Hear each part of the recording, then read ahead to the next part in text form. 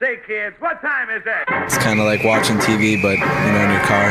104.7 The Cave, Mike the Intern, Jay Stevens in the studio. This is Dark Side of the Stream, episode 74. Yeah, you need to turn on my light, though. Oh, yeah. I look like a ghoul. This is Jay without lighting. Oh, God. What with very bright white not lighting. That one. Not that. It's too bright for my eyes. Warm lighting. God, that's Jay without. Now I don't. Ghoul. Doesn't have any more. Doesn't have any more there. Back to that warm, soft. Time. He likes the soft lighting. If you go in his house, there's nothing but soft lighting. Nothing but stage lighting around my bed. No, that's not. That's different. Mirrors and stage lighting around the bed. Yeah, but it's all warm light. Big hit. It's big hit with everyone. Big hit with everyone except for the ex. It's stage lighting, but normally when you see bright lights, Jay's got like all soft lighting. So it's like grandma light bulbs, but really nice lighting gear. Harsh. He makes objects appear larger than they are. Like grandma's house, like the living room, it's like super low light. You can barely see anything. That's how Jay's. He's got all these really nice lighting gear stuff all around his house, but it's like soft grandma lighting. When you're over 50, that's what happens. You have to go soft. This is Jay Stevens. I'm Mike the Intern, and this is Dark Side of the Stream, episode 74. This week was my pick, and we went with Crime Scene, the Times Square Killer, which was produced by Imagine Entertainment, which, by the way, was the same company that did, I believe, the Cecil Hotel documentary. Yeah. So this was a series, I guess they're doing on Netflix. Crime Scene was the first one, which we all did last year, I believe. It was kind of a weird... Yeah, this girl lost her mind. As they stretched this one out, I felt. They did stretch it out, but one thing I wanted to point out, and we'll just get into it, was I thought they did a really good job picking who they talked to in this. And what I mean by that is, if you're not familiar, the Times Square Killer, torso killer of New York, also known as Richard Cottingham, is who they're focusing on. I really thought they did a great job getting with his coworker, because he was a computer programmer, and the guy that he worked with at Blue Shield, which was literally in Times Square, had some really crazy insights into this guy. Your coworker could be chopping people up and burning bodies, burning hotel rooms. This guy. I don't know who you're pointing at. I'm not, dude. Not me, man. That's what he says. He says it like he goes right when the killing started happening. One of the guys comes in with a newspaper article, and he's like, "I just can't believe this, and this is just crazy. Why would someone do this? How could you do this?" And old Richie, rocking in his chair, goes, "Buddy, it could be you. It could be me. Yeah, you don't even know." So and it's legendary, just right? For now on, if there's anything like that ever happens again, I'm going to say that. I'm going to go. I'm going to low-key get my phone out and hit record and just sit there. Could have been me. Could have been anybody here. And so when we're doing Crime Scene, the Jay Stevens story on Netflix here in a couple of years, they're going to be talking to me about it. Yeah. Do you have any idea? Well, no, dude. I mean, he was all soft lighting and glitter. I had no clue. But there was this one time. Yeah. Yep. So, that's the thing. Like, he was so blatant about it. Like, he at one point drew a diagram of one of the hotels in which he would brag to his coworkers like, dude, Times Square is just, crazy. And we're going to get into Times Square here in a little bit. But since we just blew it all right now, we'll talk about that. Was crazy back then, for sure, right? We'll talk about that. But this guy was just so blatant about like, just being like, yeah, I pick up girls all the time. I do whatever I want. I got cash. It's cool. No big deal. He sounds like me more and more. I would not put that out there in the real world, Jay. I would not put that out there at all. We're discussing Crime Scene, the Times Square Killer.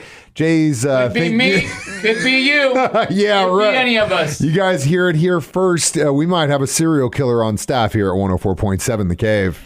104.7 The Cave, Mike the Intern, Jay Stevens. We are back in the studio. This is Dark Side of the Stream, episode 74, doing the Crime Scene series, once again, the Times Square Killer. Now, I knew a little bit about Richard Cottingham and what he had done going into this, but I did not know that this documentary would just literally it was almost 90% about what Times Square was in the late 70s and early 80s until they cleaned it up. I was watching it. It was slow. And then all of a sudden, it turned into the history of porn. Jay's like, and I perked right up. Jay's like, I had to stop. Mike, this sucks. And then you start talking about live sex acts. Jay's like, what? This basically talks about the first porns and how it all came about. The Disney World of pornography, basically, in the middle of Times Square. Too late.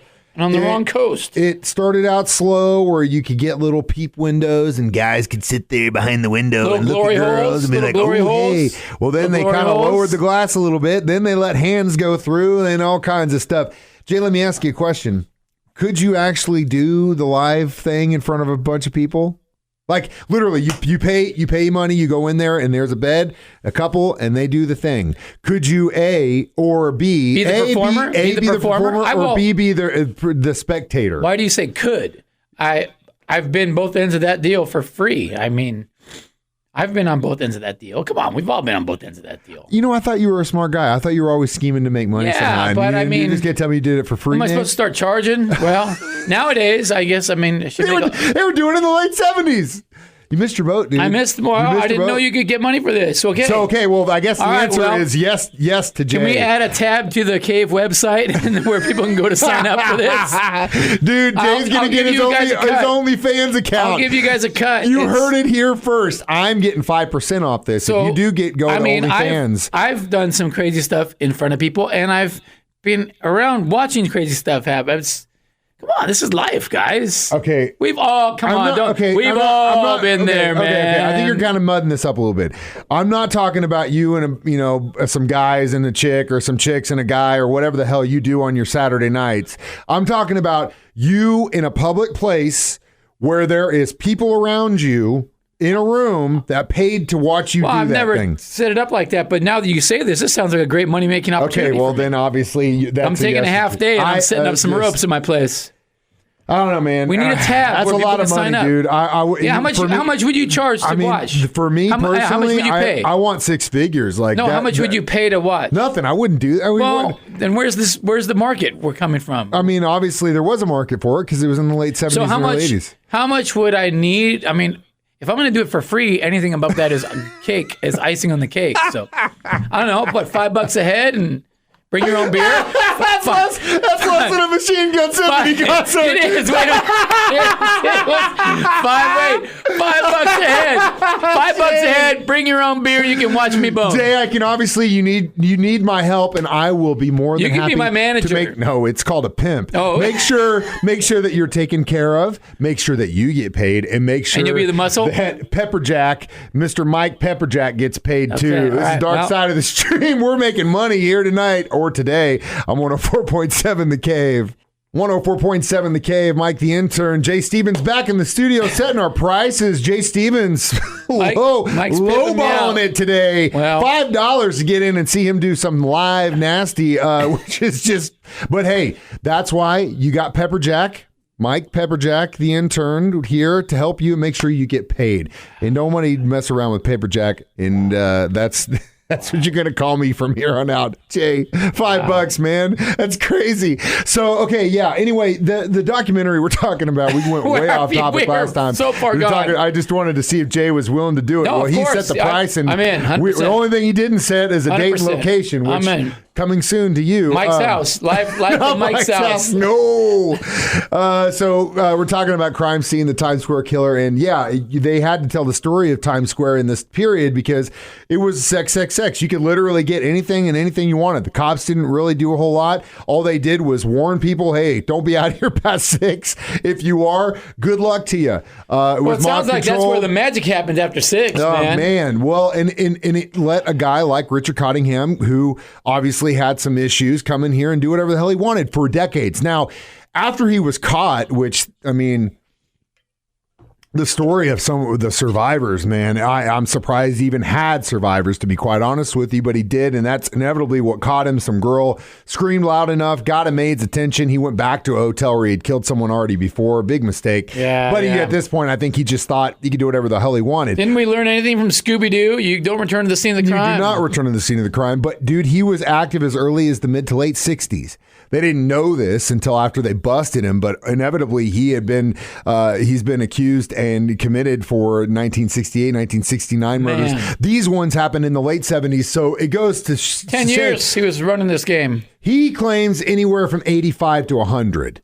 He's got 11 on his docket, but I would say probably 40 or 50. I mean, the sad thing is they meet with the one of those the advocates for the prostitutes that had been killed, and it was so freaking horrific to what they called them, but it was basically like it was no human involved, and that is after someone dies, the police call it no human involved, which means they don't know who it is. They don't have any relatives that are coming forward to say who they are. And there are hundreds of these females in that area from that time period. I guarantee you Richard Cottingham wasn't the only one active in this time period that probably may have gotten away with doing a little bit of killing.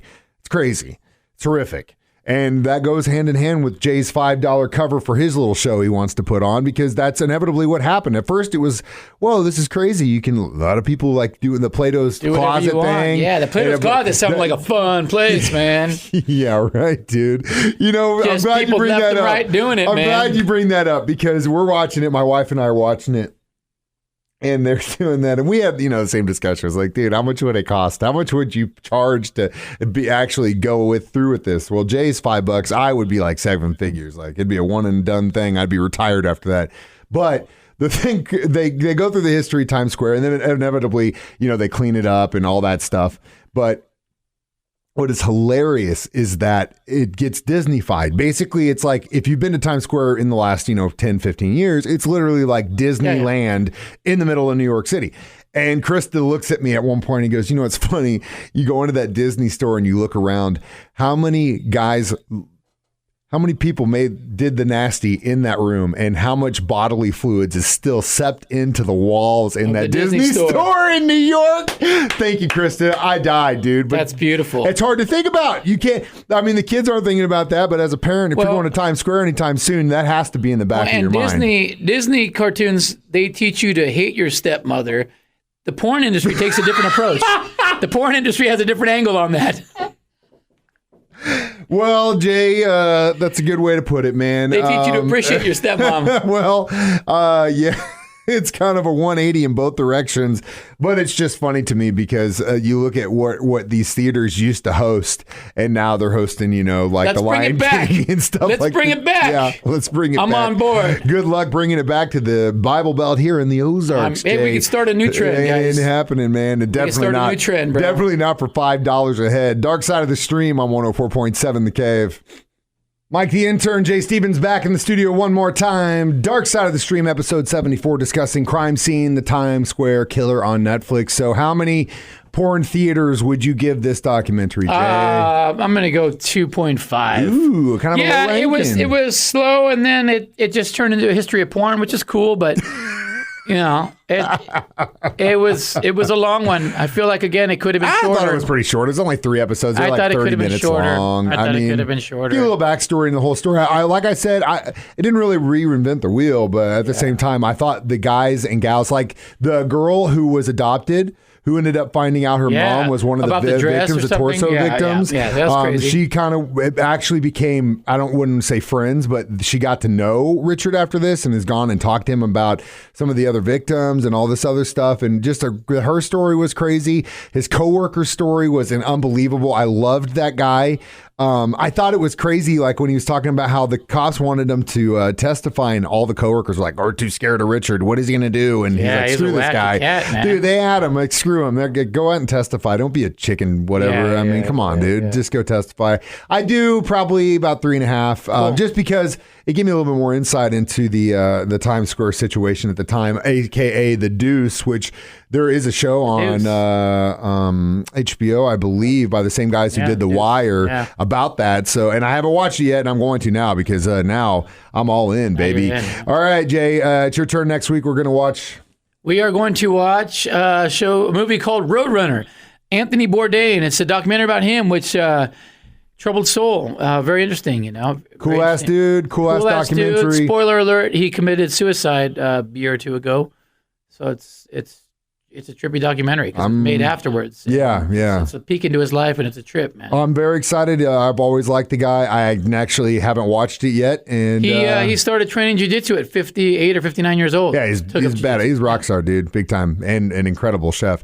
Which can't wait to watch that. You got to spend a few bucks though. It's Amazon. You got to spend a couple bucks, but it's worth it. Hey, you can either spend $5 on watching Jay do the nasty, No, or that's $5 gonna happen. That's gonna happen. Keep checking the Cave page for a tab to sign up. I'm choosing Roadrunner, the documentary. That's what we'll talk about next week. That's the next Cave giveaway. Give away free passes to Jay's sex show. No. Dark Side of the Stream reminding you that we watch movies documentaries so you don't have to.